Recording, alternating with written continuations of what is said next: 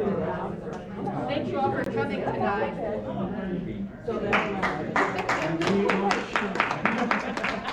We're delighted to have Michelle Brooks with us. She's going to talk about her new book.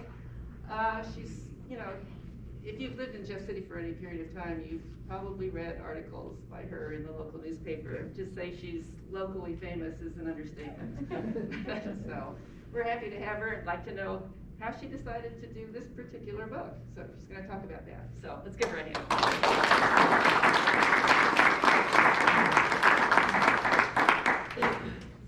Well, good evening. Thank you all for braving the heat to come out here tonight. Hopefully it'll be worth your while. Oh, I see so many familiar faces. This is so fun. So why I did this book.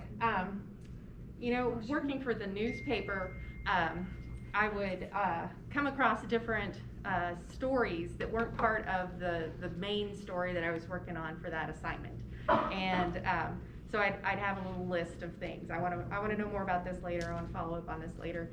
And then, covering the historic preservation over the years, I would get kind of a skeleton. I knew dates and places and names, and so this book was really an opportunity to fill in all those gaps and get to understand how they're interrelated and who did the things instead of just knowing when the things happened. And then my other book back there, Interesting Women of the Capital City, is kind of along the same lines. It's about 10 women whose stories kind of pierce the surface a little bit here and there in other stories, but to have their entire narrative at one time, I had never seen that. So that was something I had wanted to do, is actually get to know these ladies who were in the history of Jefferson City. As histories are written, looking back, sometimes women and other minorities don't get the same attention. So it's fun to go back and find that there are little snippets in there, and you can pull it together and kind of fill in, not retelling a story, but just filling in and making that story broader. So first of all, I wanted to know how many of you were at the archive when I talked at the archive. Okay. Well, good news. This is a different program. So I did that in mind that people might be coming twice. So the first thing I wanted to do was, for those of you who haven't seen the book yet, in the beginning, I kind of clarify that the book was never intended to be a comprehensive history. Those of you who've studied local history are familiar with Ford's book, and this is not an attempt to be anywhere like that. This is just bits and pieces, interesting stories that I've tried to pull together. And let's see. Get my notes. So the first thing we're going to talk about are the origins. So if you bought a book, or if you have your book with you and want to follow along, then you may. So we're going to talk about the earliest origins of the city. And if you guys are familiar with how Jefferson City was selected, so there was nothing here at the time of the selection. The General Assembly was meeting in St. Charles. They decided they wanted, since the river was the main transportation of the day, they wanted the capital to be within 40 miles of the mouth of the Osage, where it intersects with the Missouri River. So at that time, there were two villages within those parameters. There was Côte-Saint-Decen on the Callaway County side, and that was a French village that dates back to just after Lewis and Clark passed through here. It was mostly fur traders for the early part of the decade. And then there was Marion, which is the first town that was settled in Cole County, And that was Tennessee settlers came well before statehood and formed a town there.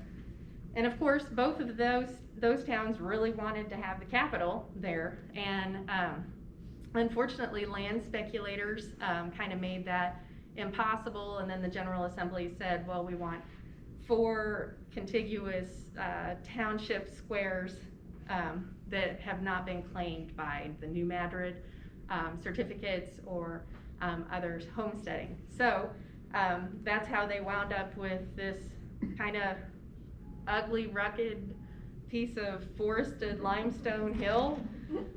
Nobody wanted it because it wasn't very good for farming. They all wanted the nice bottomlands. So that's how Jefferson City came to be here. Hello, welcome.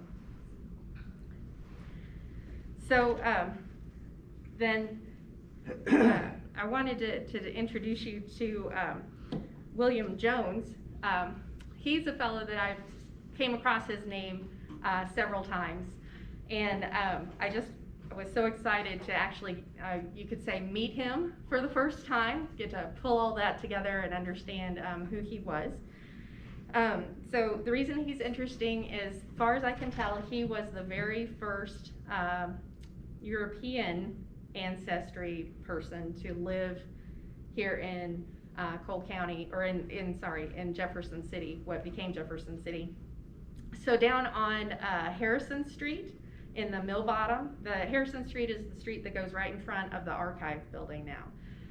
So if you would go all the way to the river, that's where his ferry landing and tavern were at. And of course, the first business was his tavern. And Mr. Jones was a Revolutionary War veteran, and he helped build huts in 6-inch snow at Valley Forge, and then he crossed the Potomac to fight in the Battle of Monmouth. A lot of the earliest people to this area were coming as veterans. They were able to use the land that they got as pension to come out here. So most of the early names are War of 1812 or Revolutionary War veterans. So as I said, Mr. Jones owned the tavern, and he had the first ferry license. And then he was an original trustee when the city incorporated in 1825. And then he was also a justice of the peace.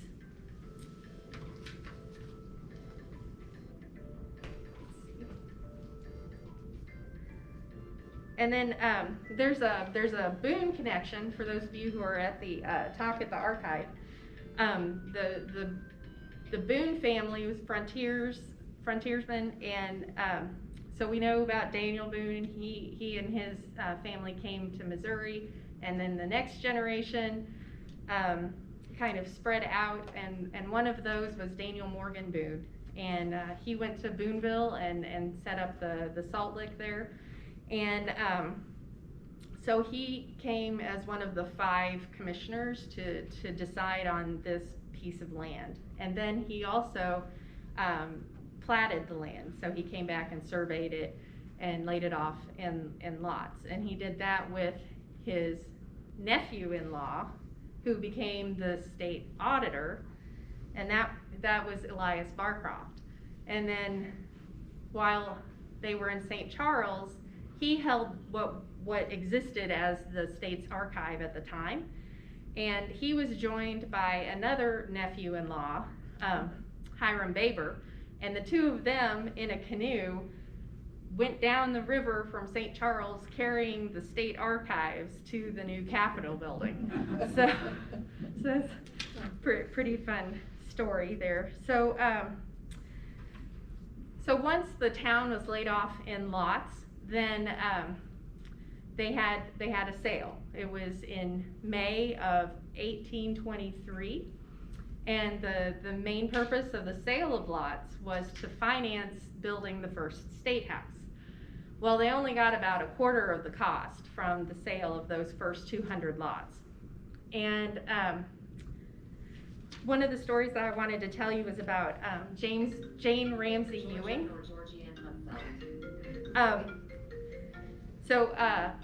She had a baby at the time. She had just married 2 years before, and was asked to paint the big plat map. It was like 10 by 20 canvas that she painted with all of the lots on it, and they set it down at what would become Broadway, and then she held a pointer up, and while they called out the different lots at the auction, she's pointing to these different lots. She may be the first woman that I came across in Jefferson City who has a story to tell.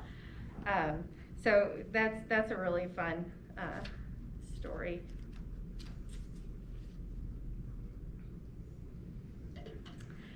Oh, and I was going to tell you about a few of the people who bought lots that first sale.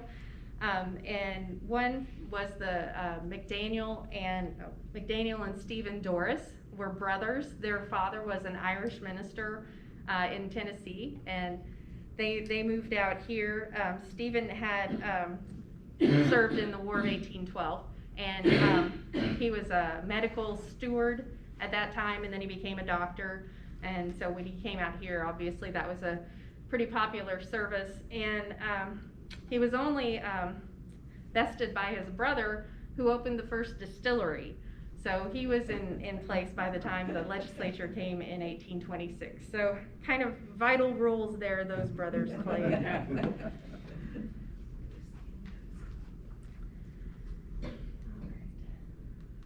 Let's see. Oh, it doesn't look. Yes. Sorry. Okay. Media. So if you didn't know, I worked for the News-Tribune for nearly 20 years, and really enjoyed getting to know Jefferson City as a community, but also getting to know the history of Jefferson City. And this was an opportunity to get to meet some of the newspaper folks who came before. Now, a fellow who's not in the book, but hopefully his story will be told eventually, is Lawrence Lukewoody. And if you look at the citations in the back, you will find many stories. I relied on many of his stories to tell in this book. So he worked for what became the News-Tribune for 30 plus years. So really neat guy that I want to find out more about. So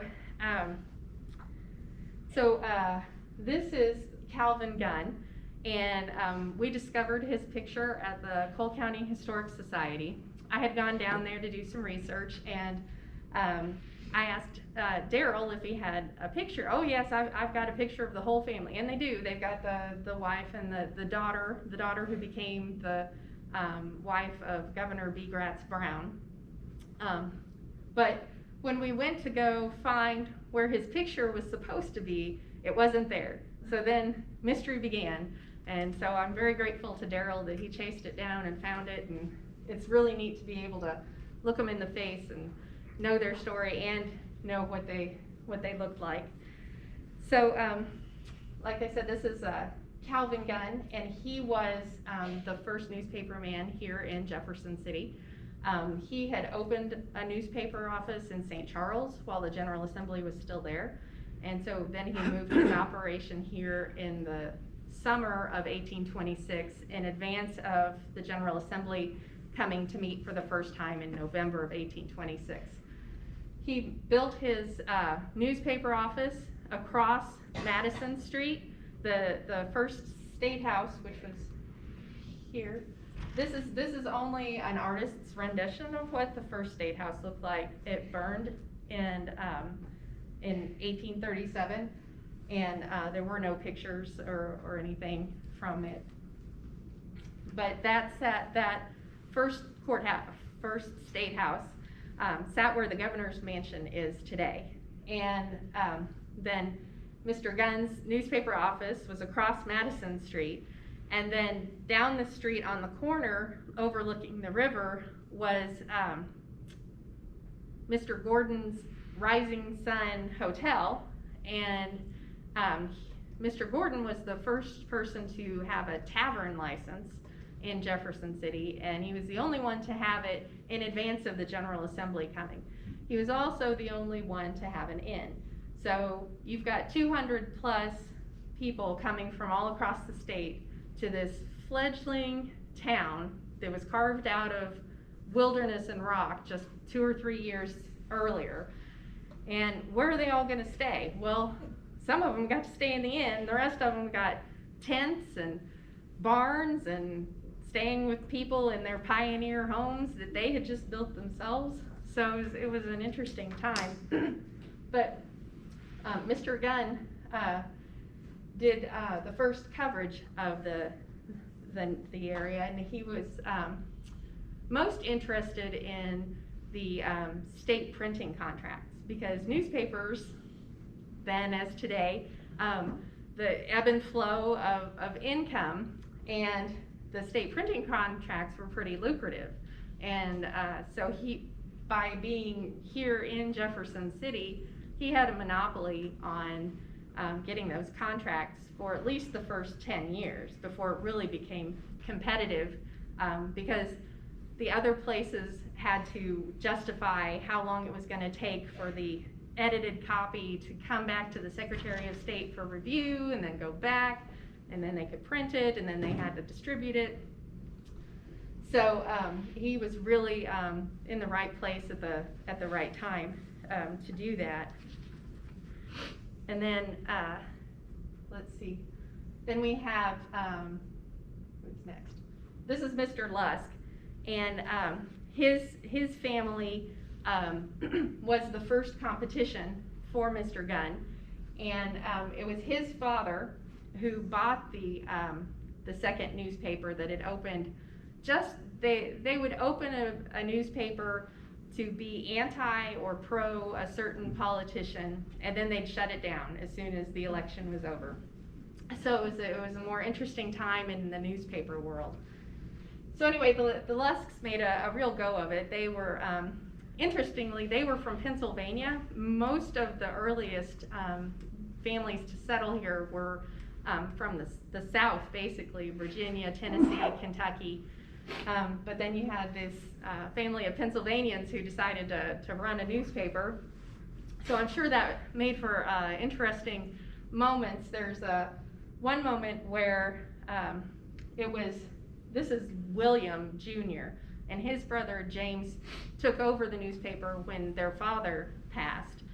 And James was on the post office steps. And if I understand correctly, the post office at the time would be at the southeast corner of Madison and Main, where the city parking garage is now. And so on the steps, his brother is holding hands with a young lady, and another fellow who is from the South, Mr. Robert Randolph Jefferson, he approached him with a knife, and onlookers were able to get the knife out of Mr. Jefferson's hand, but in the process, William, who had fought in both the Mexican War and the Civil War, came up with a revolver, and while the crowd was trying to get the revolver out of his hand, he wound up shooting a 12-year-old boy in the knee. So the 12-year-old boy was fine. But anyway, it's just kind of the days that they lived in there was kind of interesting. And he wound up being the county circuit clerk for 30 years after the Civil War. So he was pretty interesting. Let's see. And then let's talk about the Corwins next. So this is Willis Corwin, and he's third generation media. So his father started the People's Tribune in 1865. The People's Tribune is the newspaper lineage that the News-Tribune today draws its history from. So from there, newspapers were bought and sold and merged. So from the People's Tribune, we wound up with the News-Tribune. So his grandfather started that newspaper, and then his father worked in newspapers as well. His father was also mayor for a time, which I find really interesting, that a newspaper editor would also be an active politician. Again, a different time. But it's really Willis's story that I wanted to share with you, and it's one of my favorite stories. He was in probably middle school age when he became fascinated with the idea of wireless. Now this is before radio even became a thing, and so he built his own radio transmitting apparatus. He built his own antenna and tower in his own backyard. He was part of the first transcontinental communication, and we're talking about a teenager, and so he was just had to have been, you know, his mind must have been fabulous. So he was shut down when we approached World War I, and you know, they didn't want any kind of communications like that for fear that it could be used badly. So he joined the Navy, where he was, of course, a chief electrician and worked with their radios, which were new equipment at the time. And then he came back and he went to MU, where he helped different organizations and students and people set up radios, because it was really popular. Everybody was wanting to do that. And one of those was WOS, that was the first radio station to broadcast here in Jefferson City up at the Capitol Dome. And that later became KWOS when Mrs. Weldon's father, Mr. Goshorn, bought the rights to the radio station. So sadly though, Mr. Corwin here, oh wait, he also started the radio station for the St. Louis Post-Dispatch, KSD, I think. And so he was working with the first transmissions of photos to come across. So just a really brilliant guy. But he was declared insane before the age of 30, and wound up spending the next several decades of his life in Veterans Institution, sadly. So now we've got this lady, if you don't recognize, is Mrs. Weldon. That's right. And anybody know who this fellow next to her is? Edward R. Murrow. Edward R. Murrow, that's right, that's right. So Mrs. Weldon took over the newspaper office and the radio station when her father passed. Now she was working with her mother, but she was kind of, you know, taking the lead. And one of the things that her father left undone when he passed was to open the first television station here in town. And so she fulfilled that, becoming the first woman ever to open a newspaper, or I'm sorry, a television station at the time. This is 1955. So she was a pretty impressive lady. She was third generation newspaper. Her grandfather had been an editor for decades in Iowa, and that's where her father gained his knowledge. Robert Goshorn, which is where KRCG gets its call letters, Robert C. Goshorn. So let's see, so Mr. Goshorn came to Jefferson City in 1927 and bought his first newspaper. He bought 2 more newspapers, brought in a brand new press, and then built a new building, the one that's still there at 210 Monroe Street, all within 4 years. I mean, this guy had to be dynamite. And so he's credited with bringing a higher level of journalism. We were talking about how political and the other things were, and he removed advertising from the front page. He sought to have a little more balanced coverage rather than the pro-Republican or pro-Democrat ways. And I think he also introduced the comics and regular sports coverage. So he was really a trailblazer. And then Mrs. Weldon came right behind him, and she was the same way. When they introduced the new press, well, the old new press in the 1970s, which was a huge ordeal. I mean, we're talking about massive pieces of equipment to have to be moved out so you can move massive pieces of equipment in. And they didn't miss an addition. She oversaw it all, made sure that it all went as it ought to. So pretty impressive lady. Let's see. How are we on time? Okay. So we are moving forward. All right. Yes. Okay, so like we talked about, the river was essential for where Jefferson City was located. And so it needed to have access to the river at the time. It was the city's best friend because that was the most common mode of transportation. So we wound up having 3 major landings. Jefferson Landing, you're probably familiar with, at the end of Jefferson Street. And then there was a landing up at the prison site, which you might be familiar with during the Civil War. That was where they had dropped off the Union troops who occupied Jefferson City there at the beginning of the war when the rebel leaders fled town. And then there's Rogers Landing. Rogers Landing here, this is Harrison Street, and this is Main, nope, this is Main Street. So this was where Mr. Jones had his tavern well before we became a state and became a city. And then Jefferson T. Rogers bought his landing and continued to use it. Mr. Rogers operated the ferry across to the Callaway County side.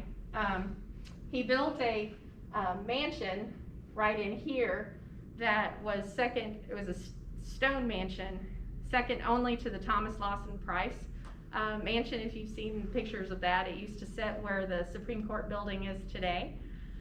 And I came across an interesting article. If it's true, stone from Mr. Rogers' mansion is next door. It was used to build the Carnegie Library. Oh. So that was pretty neat for me. I had to hop in the car and drive right down and have a look. So.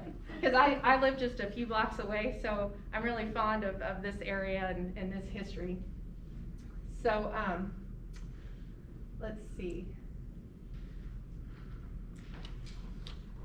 There's so much in the book. I hope you read the book, because I was rereading it trying to think what are the highlights, and I love the history. I just could talk about it all day, but I know you guys didn't bring any sleeping bags, so I think we're probably going to have to make it an hour here. So how about we talk about Mr. McCarty? As I mentioned, Thomas Lawson Price, he was by far the richest person in town. He had inherited a lot of wealth, and then he invested well, and came to Jefferson City because his wife was a Bolton, and so a lot of her family had already established themselves here, and so they came here. And so Thomas Lawson Price became the city's first mayor. So that the city incorporated in 1825, but it didn't actually create a functioning government until 1839. And he was the first mayor at that time. And he built the second hotel, I think. It was the Virginia Hotel that later became Central Hotel. Some of you may remember the Central Hotel. I think it came down in the 70s. Was at the northwest corner of Jefferson and High, across the street from Harris's, kind of. That was Thomas Lawson Price. Well, he got the mail contract to run from St. Louis to Jefferson City. Best I could determine, before he got that mail contract in 1838, they relied on the good nature of travelers and visitors coming to and from Jefferson City to get their mail. So to get the mail here on a reliable basis meant you had to have coaches and drivers going back and forth, so he started the first stagecoach. In fact, he started the first 3 stagecoach lines. There was one that went to St. Louis, of course, one that went to Independence, and then there was one that went south all the way to Fort Scott. So, but Mr. McCarty was a fellow Virginian who had come here, and he was a horseman. He knew his horses. For several years through the county fair, he's in the top. His horses are in the top winners in the competitions. So he opened the first livery here, and he wound up owning the entire 100 block of West McCarty. If you notice, West McCarty, when he arrived, it was Van Buren Street. But before the Civil War, the city changed the name to McCarty. And I wonder if I haven't been able to find the reason they changed it, but I wonder if it's not just because McCarty owned or operated the stagecoach lines. That's where you got your horses and dropped off your horses. And he and his wife, he would bring his travelers home. He'd do the stagecoach from St. Louis here, talk with the travelers, get to know them. And they say, "Oh, you got a place to stay? Well, come on home. We'll just, the wife will put you up." So eventually the wife was like, "We're gonna have to add on, and we're gonna have to do this." So that became the McCarty House at 120 West McCarty Street, and that was one of the longest operating hotels. It operated under his daughter Ella into the early 1900s when it closed, and it had a great reputation for not only its hospitality but also for its cooking. And the cooking is attributed entirely to several ladies who were brought from Virginia as slaves for the family, and then they stayed and worked in the McCarty House after emancipation. And I found a couple of articles, one from St. Louis, one from Kansas City, that took the time and the ink and the space to talk about these ladies, African-American ladies, and how important their cooking was, and how great their cooking was, their cornbread and their fried chicken. And so I just thought that was really neat that they were that impactful, that they, newspapermen of the time would take time to write about them. And if any of you are familiar with the New Moon Hotel that was downtown, actually just back here across the street from the News-Tribune, it was operated by Mary Stokes' son, Robert, and Mary Stokes was the longtime cook there at the McCarty House. So I thought that was really interesting how generational, it wasn't just the McCarty family that was impacted by that. Let's see. And then, of course, the railroad and transportation was just critical as soon as it came through. And many of you have probably seen the article that ran last month on Henry Wallow. And if I said that wrong, I apologize. He designed the depot that we have here today.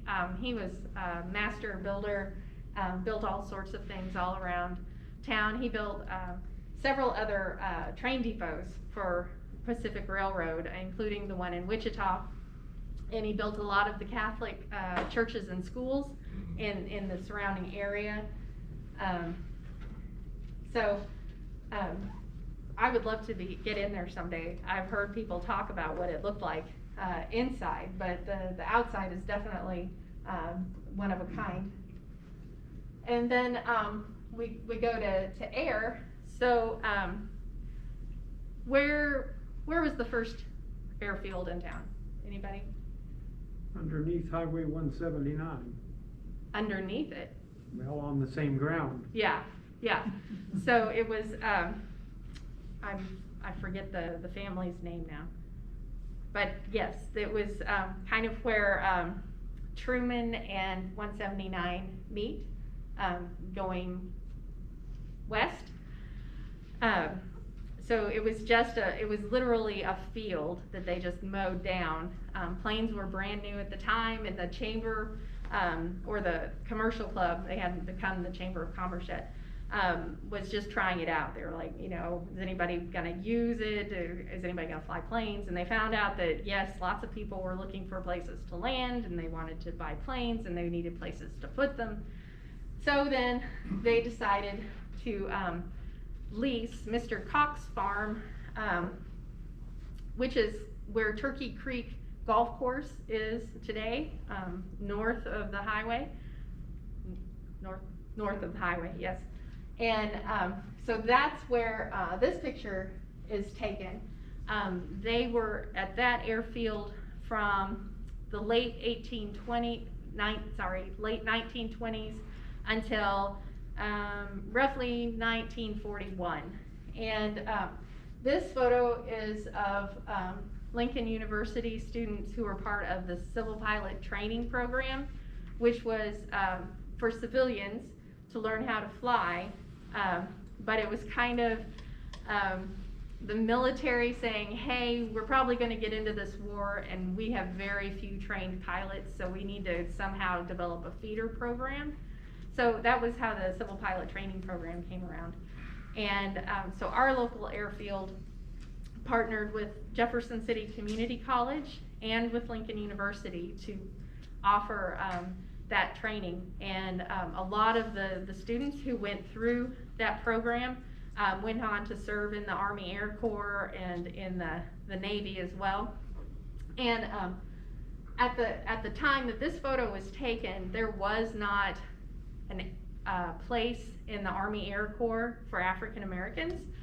So this was very unique that they were getting the opportunity to be trained. I think there were only like 200 African Americans with pilot's licenses when this program was happening here at Lincoln. And the Lincoln program was the only program for African Americans west of the Mississippi. So it was very unique program that really set a lot of guys onto a good start in the Army Air Corps when they did develop the Tuskegee Airmen program. And several of the pilots and many of the ground crew came from Lincoln. I've tracked down at least 50 with Lincoln connections that were either students or faculty who then were part of the Army Air Corps either through this program or just because the Army Air program opened up for them. Okay, so the next section in the book is called Building Up. And so I take a look at the different utilities in town. And I was kind of inspired by this because we always talk about the first Missouri River Bridge that was finished in 1896, which was, I mean, they needed the bridge. There was no doubt of that. And with the threat of the Capitol being moved, then the bridge was essential. But there were all these other things happening. It wasn't just access that was going to make Jefferson City a suitable place to remain the state's capital. So you had several people who were working to develop the community as a whole. Obviously, utilities and infrastructure were critical to making sure that Jefferson City was ready to enter the 20th century. And one of the things that I was really fascinated by was the way we have our utilities set today. It's standardized, and you know, there's I won't call it a simple process, but you kind of know how to set up your utilities. But when electricity first came to town, when the first water company formed, these were private ventures. These were unknowns that these guys set out on, and they said, we're going to invest our money and potentially, you know, lose our business if it goes the wrong way, and we're gonna bring these amenities to Jefferson City. So I just kind of was captured by that whole idea. So thinking about the history of the water company, not too glamorous, but it is really interesting to look at how the water company, for example, I used a picture here of Mr. Schott's windmill because they had a lot of artesian wells and there were 7 springs in the immediate city area, so that was where they got their water before you know, we had a organized utility. And so in the first newspaper articles, they're so excited about this artesian well, and it's going to have fresh water, it's going to have healing powers, it's going to be wonderful to have access. And then in just a few years, having a windmill downtown where everybody lives and everybody works, and having those fans spinning right above people's heads, it's dangerous and terrible. So it was interesting how things could turn so quickly from this necessary, wonderful option to horrible, dangerous. But the water company, the city tried a couple of times to get a water company before they actually got it to work. And they hired a fellow, Mr. Perkins, who was down in Springfield and had already installed several water systems for other communities. And he even had some patents on some various tools and pieces to make the water pumps work better. So he was really the guy. Unfortunately, Jefferson City's timing was really bad because Mr. Perkins had just bought an entire block in the downtown area of Springfield where he was obsessed with building an opera house. And he had just opened an ironworks to go along with his waterworks company, as well as contracts with the railroad. So Jefferson City kind of got forgotten. And so there were some local business owners who said, hey, we want to buy you out, and we're just going to do it ourselves. And so I just, that kind of, go get them, you know, this needs to be done, and we're gonna see it through to make it happen. It's just kind of inspiring. Let's see, and the telephone company's history you guys might be more familiar with the McHenry family. They had 3 generations involved in operating the Capital City Telephone Company from the earliest part of the telephone world, and they actually were leaders on a national level, involved with the National Association. So pretty significant fellows here in Jefferson City, doing things on that scale.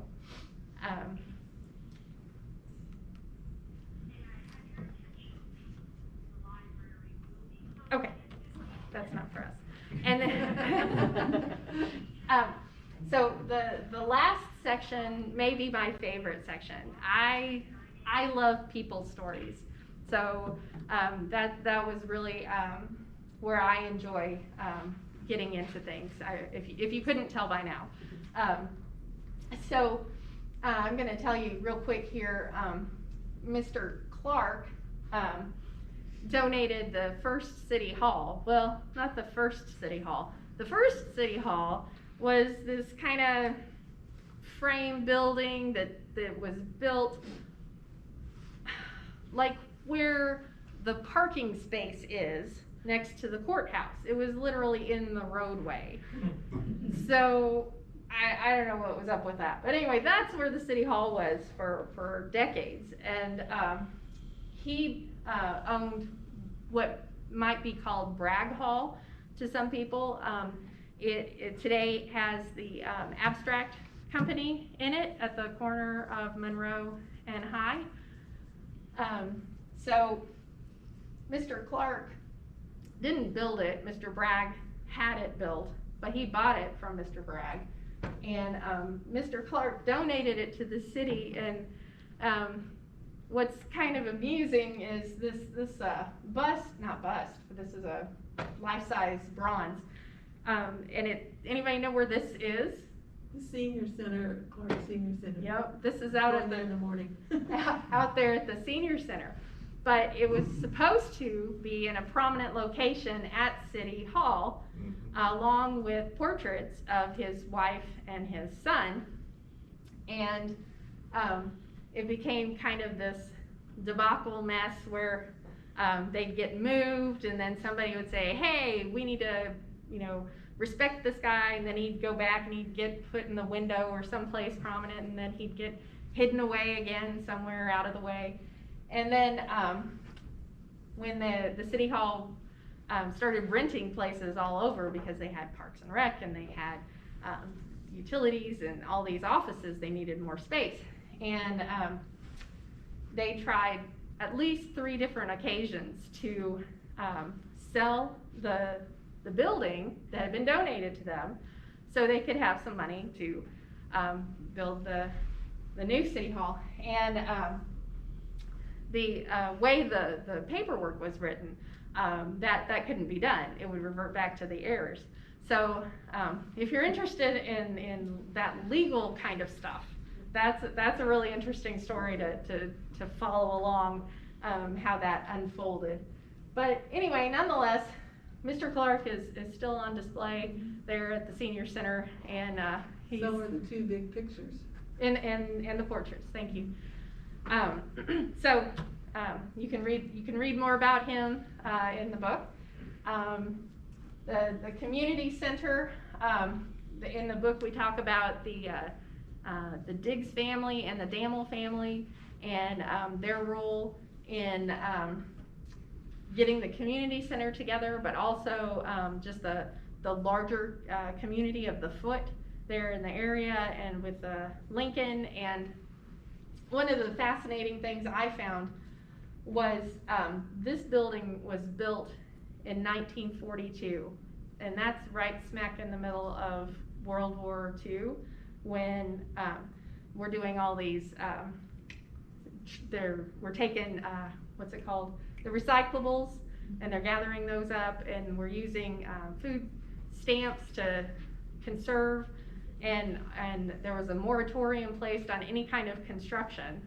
And then you've got the community chest, which was the precursor to the United Way, and the larger community, the banks and everyone, all agreed, yes, we're gonna help you build this building. And there's a really great quote, and I'm gonna muddle it, but where the people who organized the community center put a thank you ad in the newspaper, and they said, where else in the world can a minority ask a majority for help and receive it? And even given the political climate, to be able to see through that, I thought that was a really impactful story. And then this last photo is the Standish House. And I'm not going to tell you about that. I'm going to tell you need to get the book and read it. But her story, Mildred's story, is very compelling. And it just amazes me what she went through, and what gentle resiliency is what we wound up titling the chapter. And she's just amazing. So I highly recommend, even if you need to check it out from the library, please read the chapter on Mildred Standish. So that concludes my talk. If you have Any There's questions? plenty of time for questions, you can get out. So, does anyone have any questions? Yes, sir? Have you been inside the railroad terminal, the big one down here? No, I haven't. The Do you have a doors- key? I'll go. I went in one day because the doors weren't locked. And, you know, the doors are an invitation to get in. And it looks like, a locker room, and it is a locker room that is apparently used by employees of the UP or whoever it is. But it's very interesting to read the documents in the wall about union activity and so forth, so I would invite you to go down there. It is a very, very solid old building. Built, you know, by craftsmen in the 1920s, I guess, is it? I think. That sounds right. So, yeah, go down there sometime. You'll like that. Okay, we'll see if the door's unlocked. It's on the far side now, not the front door. Okay. We gotta sneak around. Got it. Did you have? Yeah, I wanted to ask about Calvin Gunn, because he did the first printing, and he Yep. also had a newspaper at the Yes, beginning, didn't he? he did. Was that the Jeffersonian Republican? Okay, so the very first edition was called the Jeffersonian, and he partnered with William Dunica, and that only lasted 18 months. So then it became the Jeffersonian Republican that most people are familiar with hearing as the first newspaper. What I really wanted to ask Sorry. is, how many copies of those old papers still exist? Exist? Boy, if you've got one, then it'd be one. No, Okay. Yeah, so the State Historic Society up in Columbia does have some early editions, but definitely not the first editions. Yeah, Mhm, okay. mhm. Yes. Some of the residents of Claysville claim that they were also in the running for the Capitol. Is that true? Oh, that's something I haven't heard. I haven't really, researched the Callaway County side, but that's interesting. We'll have to make a note and pass that on to the Callaway County historian. We should check that out, for sure. Yeah. Any other questions? Comments? I know. Yes, ma'am. How long did you have to research all this and put your book together? How long has it been like a long time research and then you just did your book, or? Yeah, so, bits and pieces for 20 years. And then, but it was, of course, not with I'm gonna write a book in mind. It was just, doing the work. And then, I probably have focused about 6 months, serious, pulling it together. How am I gonna organize it? What am I gonna leave out? That was probably the hardest part is, I can't tell everything, so what goes in, what goes out, so, yeah. Madeline? You might mention your new book that's coming out. Oh, yeah, so, I'm currently working on my next book, which is Lost Jefferson City. And that'll be, talk about places that were here and not here now, including, several cemeteries and, fairgrounds and ballparks and, of course, just the cool old homes. You see those pictures with the neat architecture and say, where was that and whose house was that? So we're gonna try and answer that. I've had some wonderful ladies who really helped me work on the research for this one. So that's been a lifesaver on time to have a little help. And they were already experts and enjoyed doing the work, so I thought, why reinvent the wheel? So it's been really fun to partner with some other historic preservation researchers. So yes, that's coming out. It should come out February, March, hopefully, is the plan, if I make my September 1st deadline. So yes, sir. Where is the Standish House? Yes, the Standish House is in Jackson Street, in the 100 block. Now, is that the house that has the keyhole front porch? That's right. So this is, that front porch was put on after the house was built? There have been some architectural changes. I couldn't tell you about the house because I did more about the lady, but yeah, this is the one. that one of the houses that, the housing authority, Yeah. did that, and there's a wonderful couple who've been, rehabbing that and really working on that. So, I think they have a blog, Yes. the Outstandish. is that- Standards preservation. Yeah, so if you're interested in the house itself, I would check that out. They've been doing some really good work down there. Now, she was the daughter Yes, of who? of Gustavus Parsons, Who lived next door kind of, and was the secretary for Thomas Jefferson. maybe.